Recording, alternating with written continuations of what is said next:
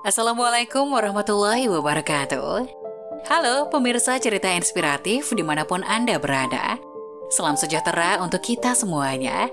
Semoga kita semua dalam keadaan sehat dan tetap dalam lindungannya. Kembali lagi dengan kami di channel Cerita Inspiratif, di mana kita akan berbagi kisah-kisah inspiratif penuh makna untuk Anda simak.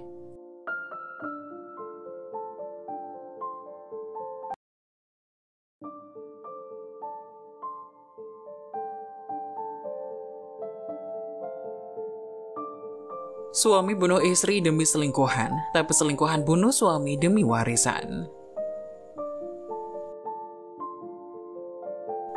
Sore itu hujan lebat turun, membuat Sari khawatir akan suaminya yang belum pulang. Sari adalah ibu rumah tangga, ia rela meninggalkan karir demi berbakti kepada suami tercintanya. Ia menikahi seorang pria bernama Aji. Cinta mereka berawal ketika Sari yang saat itu menjabat sebagai HRD, kemudian jatuh cinta kepada Aji yang merupakan karyawan baru di kantornya.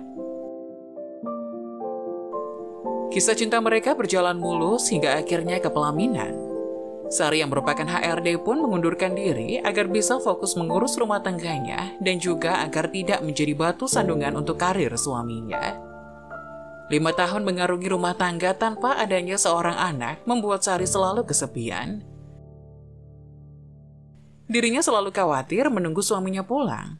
Tapi akhir-akhir ini bukannya pulang cepat, Aji malah sering pulang terlambat dan kadang juga tidak pulang. Rumah tangganya sudah tak seromantis dulu. Meski begitu, Sari masih tetap memberikan pelayanan yang terbaik kepada suaminya karena itu memang kewajibannya sebagai seorang istri. Berasa di rumah saja tanpa melakukan pekerjaan luar, membuat Sari sering menggalaukan kehidupannya.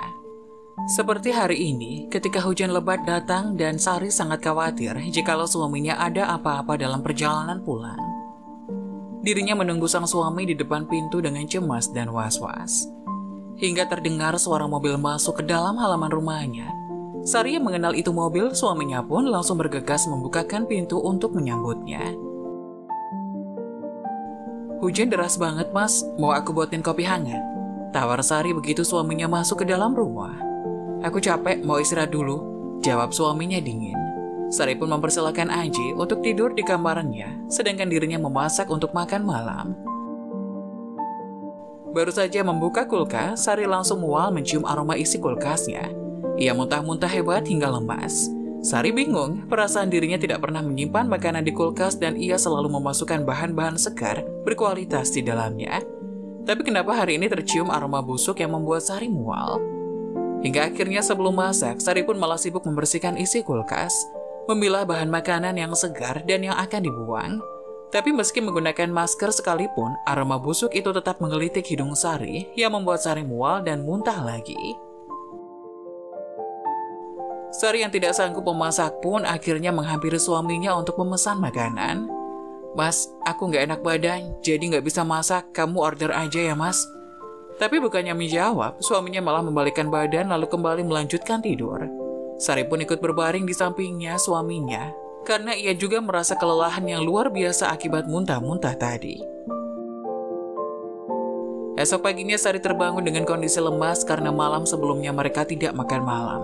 Sari memanggil-manggil nama suaminya namun tidak ada satupun jawaban yang diharapkan. Dengan sekuat tenaga, Sari pun berjalan keluar kamar untuk mencari suaminya. Tapi sayang, rumahnya sepi, seperti tidak ada tanda-tanda kehidupan di dalamnya. Sari pun keluar rumah untuk mengecek mobil suaminya. Benar saja, Aji sudah pergi bekerja dengan mobilnya tanpa berpamitan kepada Sari. Di sisi lain, Aji ternyata tidak pergi sendiri. Pagi-pagi buta, Aji sudah bertamu di sebuah rumah seorang wanita dan menghabiskan sarapan bersama. Mereka terlihat akrab dengan sesekali, mereka berpelukan layaknya sepasang kekasih. Sebut saja wanita itu adalah Rina, seseorang yang bekerja satu kantor dengan Aji yang tentunya juga kenal dengan istri Aji, Sari. "Sayang, semalam aku nggak bisa tidur karena hujan. Malam ini kamu nginep ya?"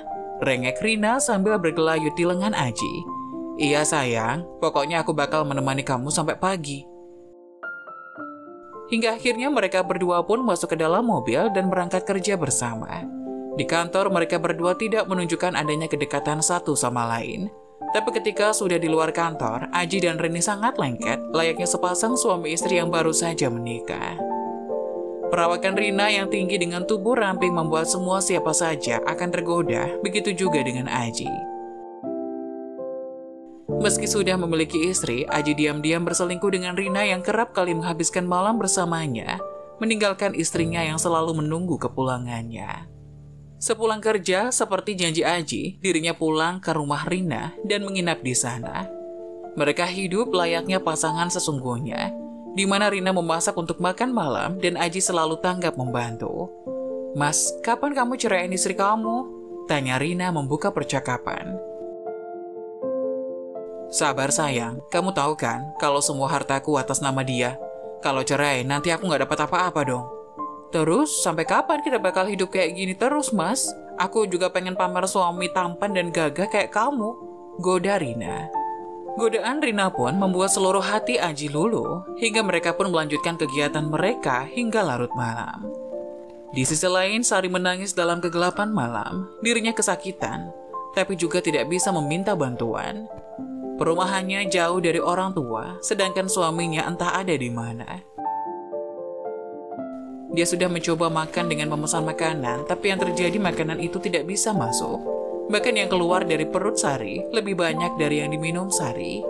Sari yang pasrah pun memutuskan untuk pergi ke dokter sendirian esok harinya. Ada atau tidak adanya Aji sebagai suaminya. Paginya Sari meninggalkan rumah, berkirim pesan mengabarkan kalau dia sedang ke dokter hari itu. Takut-takut kalau suaminya pulang dan tidak mendapati dirinya di rumah. Sari pun pergi menggunakan taksi untuk pergi ke dokter. Dalam perjalanan, entah mengapa ia menjadi sedikit melankolis. Air matanya begitu mudah keluar ketika ia memikirkan Aji, suaminya. Padahal ia tahu kalau suaminya sedang bekerja keras untuk menafkahi dirinya agar tidak kekurangan. Tapi hati kecil Sari seperti ada yang tidak terima. Otak kiri Sari mengajaknya berpikir yang tidak-tidak tentang Aji, suaminya. Tapi Sari langsung menepis pikiran buruknya tentang Aji. Sari masih sangat mencintai Aji, karena hanya Aji yang kini ada dalam dekapannya. Sesampainya di klinik, Sari pun langsung diperiksa karena sudah reservasi sebelumnya. Dokter yang memeriksa Sari pun mulai menanyakan keluhan-keluhan Sari, lantas menanyakan keberadaan suami Sari. "Suaminya mana, Bu?" tanya dokter itu dengan tersenyum. "Kerja, Dok," jawab Sari. "Lain kali kalau kesini bawa suaminya ya, Bu. Itu sangat baik buat mengetahui kesehatan istri dan perkembangan janin." "Maksudnya, Dok? Saya hamil?" tanya Sari. "Iya, Bu, usia kandungannya sudah 4 minggu. Selamat ya." Betapa senang hati Sari, penantian 5 tahun akhirnya tersampai juga. Sari hamil anak pertama, buah hatinya dengan Aji. Saking senangnya, Sari pun tak bisa menahan air mata. Pantas saja selama ini dirinya kerap mual, ternyata dia sedang ngidam. Sari pun berterima kasih kepada dokter dan keluar dari klinik itu dengan perasaan haru campur bahagia. Rasanya seperti mimpi. Sari segera menelpon Aji untuk memberikan kabar baik ini. Tapi ia kaget ketika pesan yang ia kirimkan pagi itu juga belum dibuka oleh Aji. Ketika ditelepon, handphone Aji hanya berdering tanpa ada tanda-tanda akan diangkat. Demi kesehatan anak yang dikandungnya pun, lagi-lagi Sari mencoba berpikir positif karena ini masih di jam kerja. Akhirnya Sari memutuskan untuk pergi ke apotek menebus resep obat dari dokter kandungannya agar mualnya bisa berkurang. Dia pun berjalan kaki karena memang letak apotek yang tak jauh dari klinik yang baru saja dikunjungi Sari. Di sisi lain, HP Aji terus berdering memunculkan nama Sari berkali-kali menelpon. Tapi pada saat itu, Aji sedang berada di mobil bersama dengan Rina. Dirinya tidak diberi kesempatan untuk mengangkat telepon dari Sari. Rina terus saja menggoda Aji meski mereka tahu mereka sedang berada di jalan raya. Aji mengendarai mobilnya dengan kencang hingga tanpa disadari ada pemotor yang memotong jalan dengan tiba-tiba, hingga membuatnya membanting setir ke kiri. Naasnya Aji malah menabrak pejalan kaki di sana. "Mas, kita nabrak orang, kamu nyetirnya gimana sih?" Seketika, orang-orang berkumpul mengerumuni mobil Aji dan orang yang ditabraknya. Salah satu warga mengetuk kaca mobil Aji dan memaksanya untuk keluar. Karena tidak ingin diamuk warga, Aji dengan cepat pun keluar dan melihat kondisi korban yang ditabrak Aji. Betapa terkejutnya Aji melihat wanita yang tergeletak berlumuran darah di depan mobilnya adalah Sari, istrinya sendiri. Aji yang panik pun langsung berteriak dan minta tolong agar Sari digotong ke dalam mobil. Aji yang gemetar melihat kondisi Sari langsung bergerak cepat melajukan mobilnya untuk ke rumah sakit. Rina yang duduk di kursi depan hanya diam mematung tak bisa berbuat apa-apa. Dirinya malah cemburu melihat kekhawatiran Aji terhadap Sari. Sesampainya di rumah sakit, Aji langsung membopong istrinya untuk dilakukan pertolongan pertama. Naas, sang istri mengalami pendarahan hebat yang membuat dirinya kritis hingga beberapa jam. Aji yang masih ketakutan berada di samping Sari sambil memanggil-manggil namanya. Kenapa hal ini bisa terjadi, padahal biasanya di jam segini Sari berada di rumah sambil nonton TV? Hingga Aji pun teringat dengan pesan singkat yang dikirimkan istrinya pagi hari tadi. Ia pun dengan cepat membuka chat dari Sari yang mengabarkan bahwa dia akan ke klinik. Karena penasaran, Aji pun langsung menggeledah isi tas Sari untuk mengetahui sakit apa yang dideritanya. Tapi bukannya didiagnosis penyakit yang didapatkan, ia malah menemukan foto hasil USG sebuah klinik yang baru saja dicetak.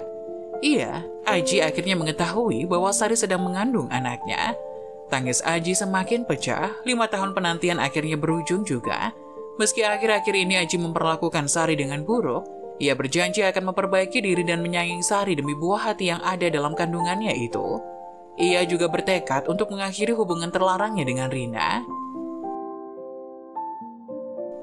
Ia pun segera memeluk istrinya yang terbaring lemah. Ia menyesal sejadi-jadinya atas segala perlakuannya terhadap Sari dan juga atas segala pengkhianatannya. Tapi usai dipeluk, Sari malah kejang-kejang. Aji pun segera memanggil dokter untuk memeriksanya. Sari tak selamat akibat dari kecelakaan itu. Sari meninggal dunia di rumah sakit dalam pelukan Aji. Tangis Aji makin menjadi-jadi. Dirinya tidak menyangka bahwa nyawa istrinya akan hilang di tangannya sendiri. Terlebih sekarang kini dirinya menghilangkan nyawa buah hatinya. Hari berlalu, Aji semakin murung karena selalu menyesali apa yang terjadi. Hingga akhirnya datang seorang pengacara memberikan seluruh hak waris Sari kepada Aji suaminya. Aji yang masih dalam kondisi terpuruk tidak bahagia mendapatkan itu. Ia malah semakin menyesal dan kesal terhadap dirinya sendiri. Tapi beda dengan Rina yang terlihat sangat bahagia sambil memeluk Aji yang sedang menunduk. Pokoknya kita harus nikah, Mas. Kamu gak usah khawatir, aku akan mengandung anak sebanyak mungkin yang kamu mau. Hibur Rina sambil memeluk Aji. Aji hanya tersenyum. Beberapa bulan berlalu, Aji makin terlihat kurus dan tak terurus. Dirinya sampai berhenti bekerja karena mengalami depresi yang sangat hebat. Hanya ada Rina yang merawat Aji dan sesekali menggantikan pakaiannya. Rina memang kerap datang ke rumah Aji, tapi hubungan mereka sudah tidak seromantis dulu. Rina hanya datang untuk memberikan makanan untuk Aji. Bahkan seringkali Rina datang bersama seorang lelaki dan bermalam di rumah Aji dengan sengaja.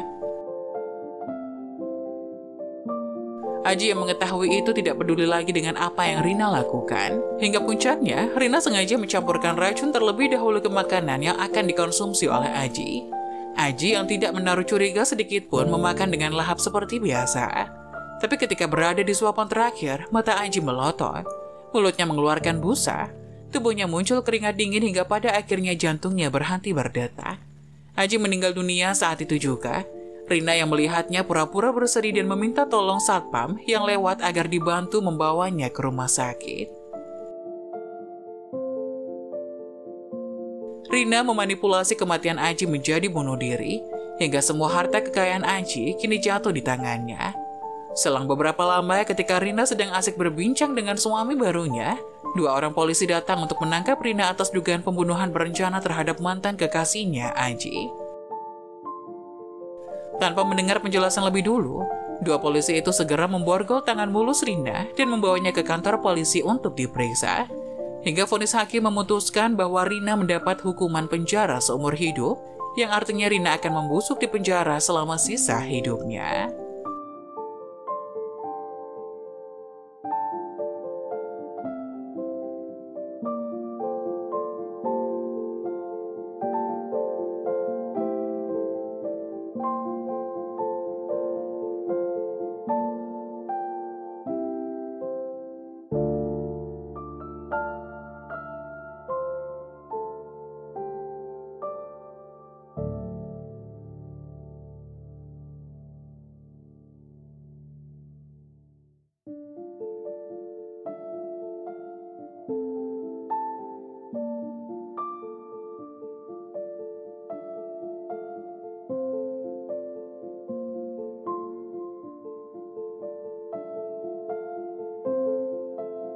Nah, bagaimana menurut kalian?